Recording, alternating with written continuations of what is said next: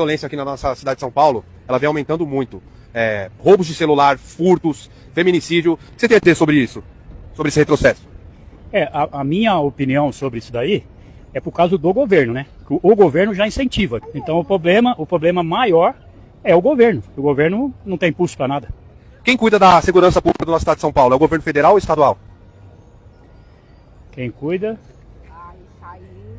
cuida da segurança? Governo estadual, né? Ai, que vergonha!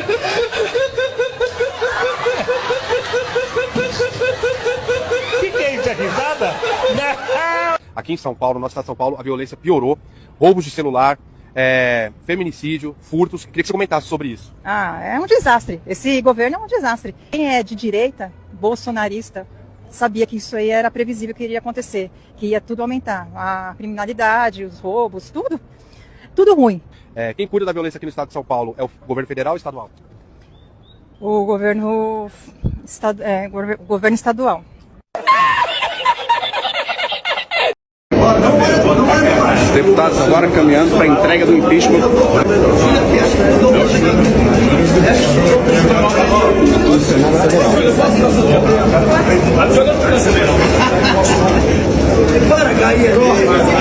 Inclusive políticos que ficam o tempo inteiro em rede social, saia da rede social, vá trabalhar. Nada de agressão. As pessoas que acham que agredir ministro Supremo, que pregar impeachment de ministro Supremo, que nunca houve, inclusive na história do Brasil, que isso vai ser solução de problema, não. Dê lugar ao diálogo, dê lugar ao respeito, dê lugar ao trabalho, que vai ser muito melhor. Tem uma informação ao vivo, Rodrigo Pacheco, presidente do Senado Federal, presidente do Congresso, falando neste momento. Vamos acompanhar. O Supremo Tribunal Federal declare inconstitucional uma lei sem a colegialidade do Supremo Tribunal Federal. Portanto, eu não admito que se queira politizar e gerar um problema institucional em torno de um tema que foi debatido com a maior clareza possível, que não constitui nenhum tipo de enfrentamento, nenhum tipo de retaliação, e nós jamais nos permitiríamos a fazer isso, porque é algo puramente técnico de aprimoramento da justiça do nosso país, que vai ao encontro de um princípio constitucional que deveria ser aplicado no Brasil, que não é. Que é esse princípio que somente a maioria absoluta de um tribunal é que pode declarar a inconstitucionalidade de uma lei. Então é essa a razão de ser dessa emenda à Constituição. Eu quero aqui de novo dizer que o discurso político no Brasil, infelizmente, está muito pobre, muito vazio de argumentos para poder se deixar levar a uma discussão desse nível entre direita e esquerda, entre o presidente e ex-presidente, de um tema dessa natureza que, repito, é um aprimoramento absolutamente saudável. Eu, mais uma vez, quero aqui provocar todos para a leitura e a compreensão desse instituto, antes que haja qualquer tipo de exploração de cunho político em torno desse tema. Então, nós estamos conscientes do que fizemos ontem no Senado. O Senado fará no próximo ano 200 anos de história, e esses 200 anos de história de muitas contribuições para o país. Recentemente, o Senado se mostrou uma casa muito importante para a consolidação da democracia do nosso país. Eu quero dizer aqui que ninguém e nenhuma instituição tem um monopólio da defesa da democracia no Brasil. O que aqui desse púlpito do plenário do Senado Federal, eu como presidente, defendi o Supremo Tribunal Federal, defendi a Justiça Eleitoral, defendi as urnas eletrônicas, defendi os ministros do Supremo Tribunal Federal, defendi a democracia do nosso país, repeli em todos os momentos as arguições antidemocráticas, inclusive a que consubstanciou o 8 de janeiro com os ataques que nós sofremos. Estivemos unidos nesse propósito, mas isso não significa que as instituições sejam imutáveis ou sejam intocáveis em razão de suas atribuições. Nós estamos aqui promovendo uma busca de equilíbrio entre os poderes, repito, para que uma lei votada no Congresso Nacional, que é formada por representantes do povo brasileiro, não seja desconstituída por ato unilateral de uma pessoa que, por mais importância que tenha como ministro do Supremo Tribunal Federal, não se sobrepõe ao Congresso Nacional, não se sobrepõe ao presidente da República e não se sobrepõe ao colegiado da sua própria casa. 81 senadores estão em Brasília. A maioria desses senadores aqui estão pedindo impeachment do ministro Alexandre de Moraes. Senadores que não fizeram absolutamente nada pelo seu estado, pela sua cidade, pelo seu país em modo geral. O que esses senadores estão fazendo é viver juntando força contra o próprio governo. Vocês acreditam nisso? Aqui está uma corja de senadores que nunca fizeram nada pelo Brasil e não vão fazer nunca. né? Escreveram uma carta de impeachment e levaram para o presidente Pacheco, ali do Senado, e estão exigindo dele que coloque o Alexandre de Moraes na rua. Vocês acreditam nisso? E junto com essa corja de vagabundos que nunca fizeram nada pelo Brasil, 513 deputados federais, não todos, está misturado aqui, mas a maioria dos deputados federais está ligada ao PL, partido do Bolsonaro. Então, juntando esses senadores da extrema-direita, junto com os deputados federais, estão lutando com todas as forças para tirar o ministro Alexandre de Moraes de cena e libertar aqueles presos do 8 de janeiro que está preso lá em Brasília, aquelas pessoas que entraram lá nos prédios dos 3 poderes e arrebentaram e cagaram em cima da mesa, fizeram um horror, né? O Alexandre de Moraes usou com autoridade dada pela justiça brasileira, colocando aquela gente toda atrás das grades. E esses infelizes aqui estão lutando para tirar essa gente fora. Mas se eles soubessem que o líder deles, o Bolsonaro, dizia na época quando era presidente da República, ele dizia o seguinte: bandido bom é bandido morto. Já pensou se esses deputados, se esses senadores aí da extrema-direita levassem essa mensagem ao pé da letra, como seria?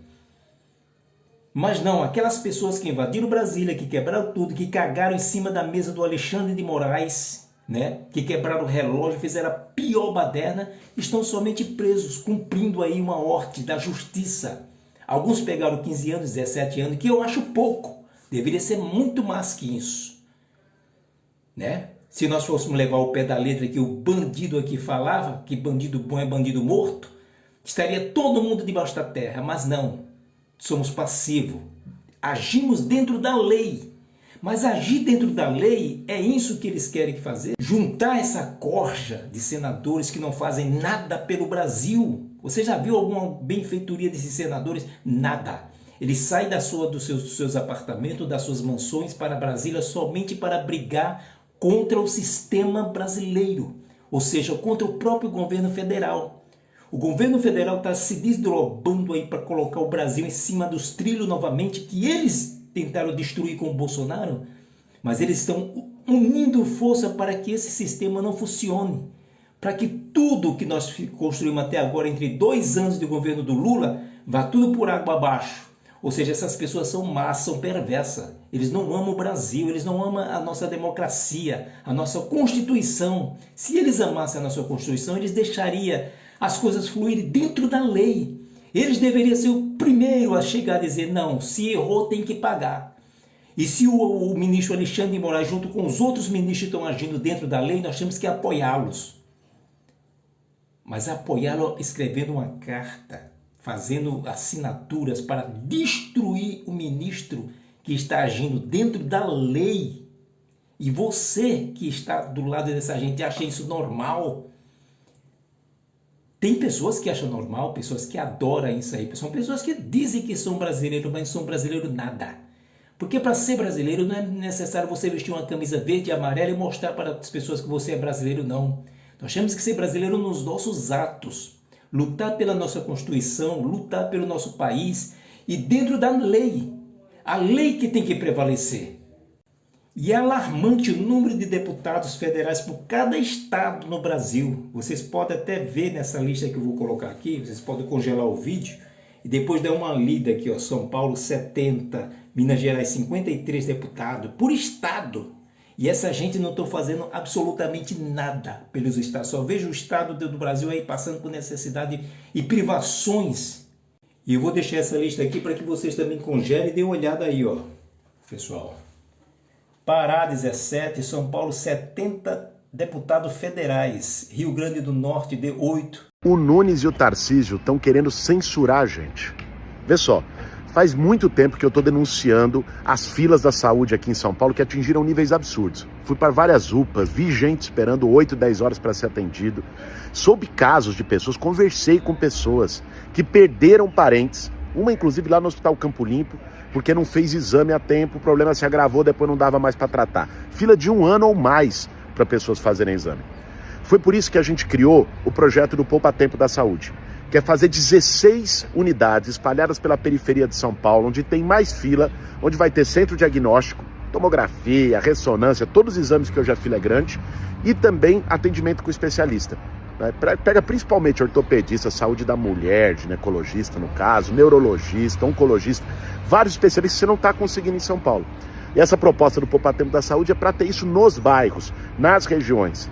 Então, a ideia foi essa, juntamos um time muito bom, qualificado, mostramos o que dá para fazer, aí o que acontece? O Tarcísio, a pedido do Ricardo Nunes, com certeza, entra na justiça, não querendo deixar a gente apresentar o programa, porque, segundo ele, o Poupatempo é uma marca estadual. Ô, gente, pelo amor de Deus, primeiro, o Poupatempo é algo do povo de São Paulo, não é? Tarcísio não é dono do Poupatempo. Segundo lugar, ó, vê só, um dos criadores do Poupatempo, o cara que idealizou, o Daniel Annenberg, está na minha equipe de plano de governo e ajudou a pensar o Poupatempo da Saúde. Na verdade, os caras não resolveram a fila da saúde, o problema só aumentou no governo do Ricardo Nunes, e quando alguém apresenta uma proposta para resolver, eles querem dificultar e criar obstáculo. Nós não vamos aceitar, não. Nós vamos continuar apresentando e falando do Poupatempo da Saúde na cidade de São Paulo, que vai resolver, vai zerar as filas que você enfrenta no SUS em todas as periferias da cidade. Não vamos aceitar censura, não, pessoal. Abração. Pessoal, hoje saiu o resultado da inflação de agosto. E sabe o que aconteceu em agosto? Houve deflação, menos 0,02%. E você acredita que essa turma do mercado, mesmo assim, com a inflação despencando, com a inflação baixa dessa, no Boletim Focus, que é o boletim que o mercado, as instituições financeiras fazem a previsão, eles estão defendendo, a tese deles, é que a taxa Selic, a taxa de juros, de 10,5%, vai acabar no final do ano com 11,25%. Estão falando em aumentar a taxa de juros. Isso é escandaloso, pessoal. Agora, eu estava pegando aqui os números do Boletim Focus sobre tudo. Eles só erram. Crescimento econômico do ano passado, eles diziam no começo do ano que era 0,8%. A economia cresceu 2,9%. Nesse ano começaram com 1,5%, está crescendo, vai crescer 3%, perto de 3%. Então eu estou falando isso aqui porque é uma campanha orquestrada desse mercado financeiro que ganha com a taxa Selic, do presidente do Banco Central, do Roberto Campos Neto. Agora, depois de uma notícia dessa, deflação em agosto, a gente tem que fazer uma campanha, falar a todo mundo, a gente tem que criar um sentimento de que a sociedade brasileira não aceita mais esse custo enorme dessa taxa de juros estratosférica, entendeu? Então a gente vai ter que fazer esse movimento. Nada justifica aumentar a taxa de juros na próxima reunião do Banco Central do Copom. Vejam só esse grande absurdo. A CCJ da Câmara dos Deputados, que é controlada pelos bolsonaristas e também pela extrema-direita, quer votar o projeto que quer anistiar os golpistas do dia 8 de janeiro. Exatamente isso, pessoal. Aquelas pessoas que foram lá no dia 8, quebraram tudo, deram um prejuízo aí de mais de 40 milhões de reais para o Estado brasileiro e tentaram um golpe. Esses deputados querem anistiar essas pessoas. Parece que a extrema-direita, bolsonarista, ela não tem outro projeto para o Brasil que não seja tentar anistiar golpista. Esses deputados não apresentam nenhum projeto de lei para melhorar a saúde, a educação, a preservação ambiental, as rodovias, nada, pessoal. O único projeto que eles têm para o Brasil, esses deputados de extrema-direita, é anistiar golpistas ou então tentar impeachment o Xandão. E tem mais uma coisa que é um grande absurdo, é que a votação desse projeto de lei que quer anistiar os golpistas está sendo utilizada como uma moeda de troca para a sucessão da presidência da Câmara dos Deputados, ou seja, o Arthur Lira está permitindo que isso avance por um acordo com os deputados bolsonaristas. Então é necessário que você cobre o teu deputado para que ele não apoie esse projeto que quer anistiar pessoas que tentaram um golpe de Estado no dia 8 de janeiro, porque isso seria um grande absurdo e também passaria uma noção para a sociedade que o crime compensa, ou seja, que se pode tentar um golpe para acabar com a nossa democracia. E isso, pessoal, nós não podemos permitir. Sem anistia para os golpistas. É isso aí. Simples assim. Taubaté foi amassado pelo pastor Silas Malafaia. A guerra na direita vai tendo capítulos cada vez melhores. Parece uma novela sem fim. E dessa vez o Malafaia fez um vídeo, inclusive dizendo que o Pablo Marçal não mereceria os votos dos evangélicos. O Malafaia subiu o tom de uma maneira, cara, pra cima do Marçal, chamou de mentiroso e de mais um monte de coisa. Dá uma olhadinha só nessa maravilha de treta. Acompanha aí. Povo abençoado do Brasil, eu quero falar sobre Pablo Marçal nas manifestações do 7 de setembro. Ó, Malafaia vai se pronunciar a respeito do Marçal. Lá vem coisa, hein? Vamos lá. Ele chega depois que o evento é encerrado, tenta entrar para ir pro palco, o pessoal não dá mais, acabou o evento. Tanto é que deixam ele entrar na área restritíssima, que era só para autoridades quem estava no palco. Isso nem deveria ter deixado. Nem deveria ter deixado. O cara chegou atrasadaço, né? E, bem, vamos ouvir. É que ele sobe na grade. Bolsonaro já tinha encerrado, nós estávamos agradecendo e o locutor dizendo muito obrigado, muito obrigado. Acabou então. É a hora que Pablo Marçal chega, depois que o evento foi encerrado. Fosse uma festa sua, por exemplo, você ia ficar feliz se a pessoa chegasse depois que tudo acabou e quisesse sentar na janelinha? Bora lá. Minha gente, olha o que esse cara utiliza. Ele utiliza uma coisa chamada sofisma. Verdades não conclusivas com o objetivo, isso é meias verdades, de confundir e enganar. Sofisma é isso, mais ou menos isso mesmo, né? Ficar fazendo uma enrolação, contar parcialmente verdades ali, informações que não são bem aquilo, para tentar criar uma linha em que tudo aquilo que foi dito pareça verdadeiro. Vamos lá. Por que esse cara não chegou e não falou a verdade total? Eu cheguei depois que o evento foi encerrado. Vou te contar porque que ele não falou a verdade. Ou até melhor, né? Eu conto ou vocês contam? Por que ele não conta a verdade? Por isso fui impedido de subir no trio elétrico. Acabou. Eu não estava gravando vídeo nem falando nada. Mas esse cara é narcísico. Ele é megalomaníaco. Ele é... Se até o Malafaia tá falando isso, cara... Até os aliados do cara ali, o espectro da direita, trata ele como uma piada. E ainda tem gente que acredita, né? Nos sofismas dele. Soberbo. Ele quer tirar proveito de tudo, ele é lacrador. Ele queria fazer cortes para sua campanha. Ele queria tirar proveito daquilo que ele não ajudou e não correu risco. E eu repito aqui, por que Pablo Marçal só chegou depois do encerramento do evento? Para aparecer, para ser o destaque, claro. Sabe por quê? Das duas, uma. Ou medo ou acordo com Alexandre de Moraes. Rapaz, aqui... Tá falando, acusando ali o Pablo Marçal de ter medo ou ter alguma coisa com o Xandão. Rapaz, esse pessoal da direita aí é complicado, cara. A linha de raciocínio de todos é um pouco perturbada. Mas vamos lá. Porque ele sabia que nós íamos pedir o impeachment e denunciar seus crimes. Essa que é a verdade, gente. Como é que um cara não fala a verdade total, diz meia verdade, dando uma de vítima? Essa direita que não deixou eu subir. Cara, nesse cenário, velho, até o Malafaia entrando na treta, eu fico mais ali convicto de que torcer pela treta é o melhor caminho. Querendo tirar proveito? Você não é vítima, você é lacrador, é mentiroso e manipulador. Quer dizer que alguém da direita mente, diz meia verdade, quer tirar proveito daquilo que não ajudou e não construiu? Quer lacrar? Nós vamos ficar quietos só porque é da direita aqui? Bom, esse ponto, o Malafaia tem um pouco de razão. Aqui a gente tem que concordar com ele, né?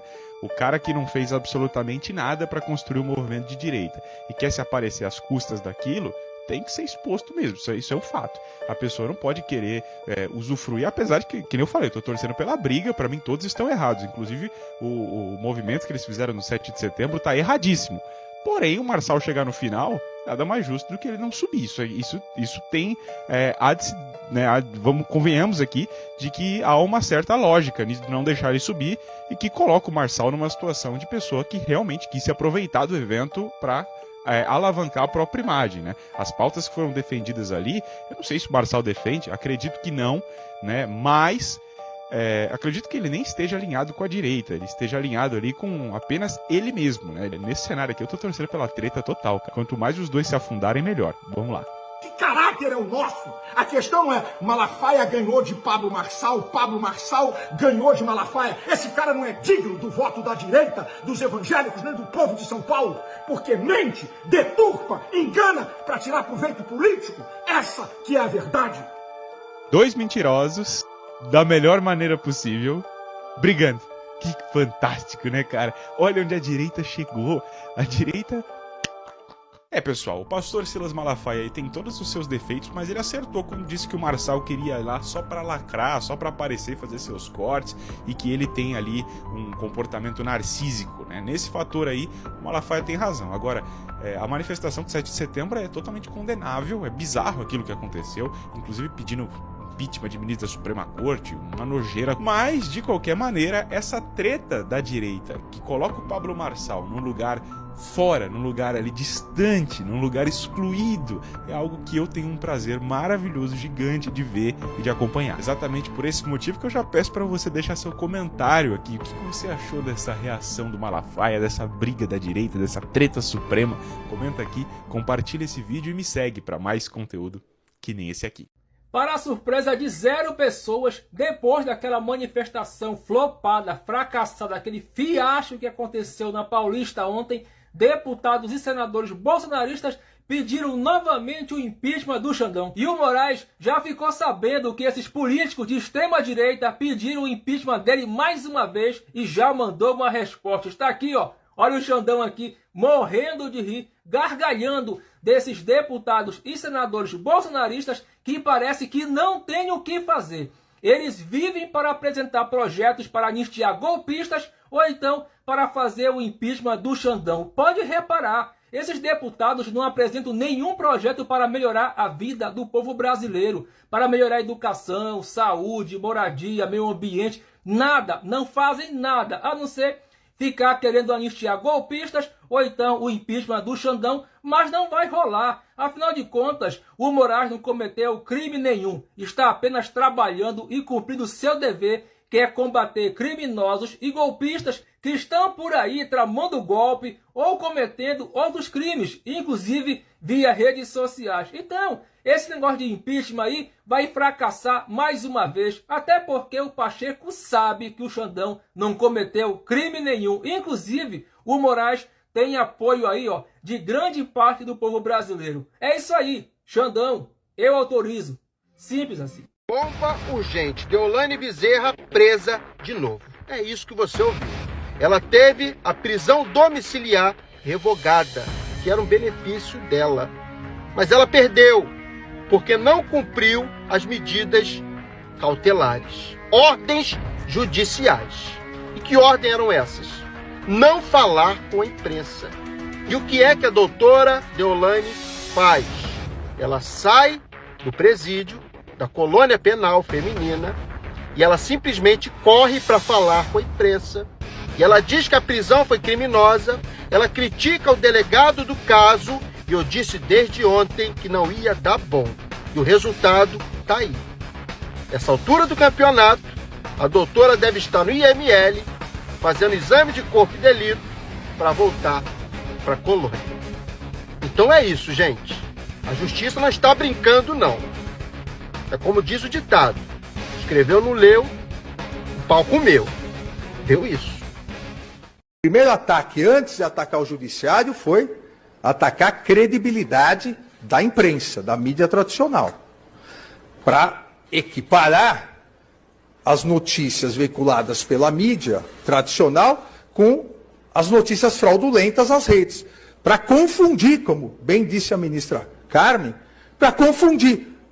Então, hoje, tem, entre aspas, influencer, que não entende absolutamente nada, mas o que ele fala chega a mais pessoas que todos os telejornais juntos. Isso não foi de uma hora para outra, isso foi trabalhado, estudado. O primeiro ataque, antes de atacar o judiciário, foi atacar a credibilidade da imprensa, da mídia tradicional, para equiparar as notícias veiculadas pela mídia tradicional com as notícias fraudulentas nas redes, para confundir, como bem disse a ministra Carmen, para confundir.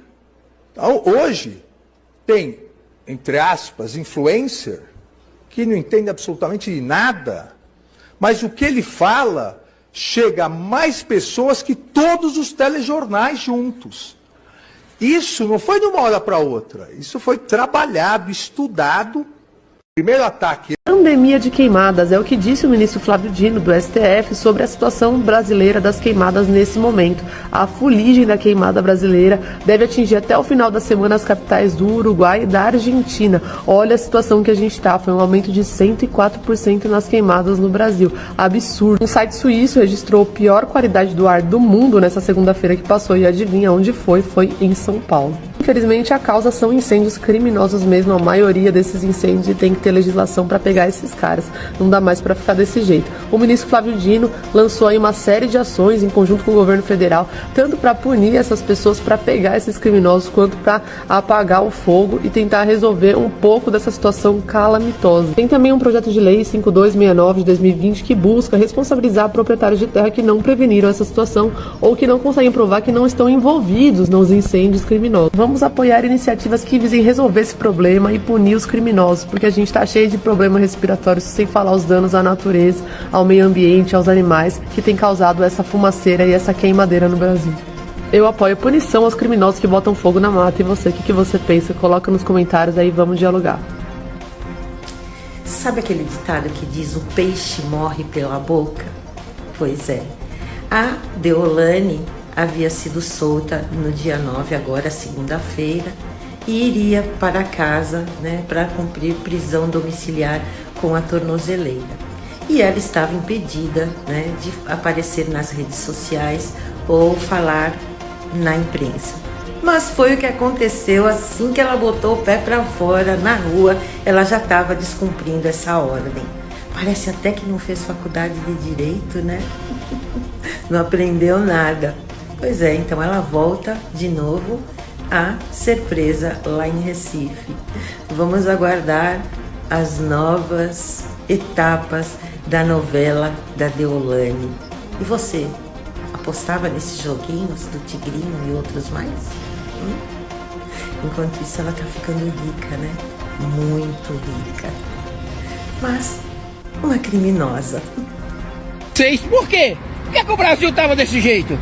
Por quê? Que o povo tava virando lixo, o povo tava na fila do osso. Por que o pacote de arroz estava lá em cima? A lata de óleo 11 conto, o leite a mais de 11 reais, 10 reais.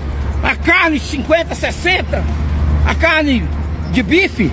E hoje a carne é 30 e pouco. Nós é a carne de cozinhar, que chegou 40 conto. Hoje é 19, 20, 20 e pouco. Ô gente, Lula mudou a história desse país. Ele muda. Ele é um projeto de Deus que deu certo. Aquela coisa ruim, irmão, queria criar, era um sistema para tirar os direitos do povo, tirar os direitos trabalhistas, acabar com tudo. Cerca os gradão! Tem férias, tem terceiro, tem tudo. Tem aposentadoria que não acaba, que fica pra família e pro filho. E quer acabar com o trabalhador. O maior homem desse país é o povo. Se existe empresário, é porque existe trabalhador. Se existe empresário, é porque existe consumidor. O povo é mais. Empresário sozinho é nada. Não adianta vocês ter dinheiro, não. Porque vocês dependem do motorista para levar seus filhos para a escola. Vocês dependem da faxineira. Quando você está doente, depende da enfermeira. Até para limpar vocês quando faz cocô. E quer falar dos pobres. Precisa do professor, precisa do médico, mas precisa da enfermeira, precisa do motorista, da ambulância, precisa de tudo. Por que aquele que aí estava falou que o povo ia comer capim? Levou o povo na fila do osso e virar lixo. Não adianta. Fica na rede social mesmo, querendo acabar com o tiro de biscoito.